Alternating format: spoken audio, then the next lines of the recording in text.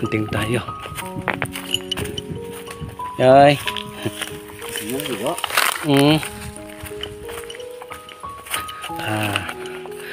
Kukuha tayo ng bulaklak ng kawayan. Marami kasi sa akin naghahanap. Yung bulaklak ng kawayan natin naubos na, matagal na.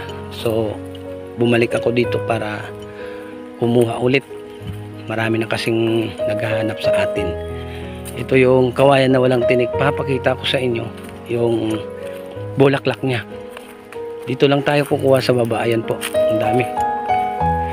Ito yung pinaglulutuan na paggawa ng uling.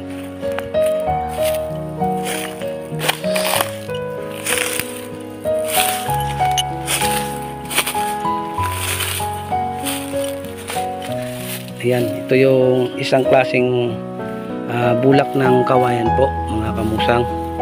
Yung kawayan na walang tinik ay same lang yung kakayahan ng kawayan na may tinik po, no? Same lang po yan, mga kamusang. Ito po. Okay, mga kamusang, nakakuha na tayo ng mga bulaklak ng kawayan. Ito yung nakita natin, maganda. Ayan po, magandang pulupot ng baging. Ayan pa, kunin natin to. Okay.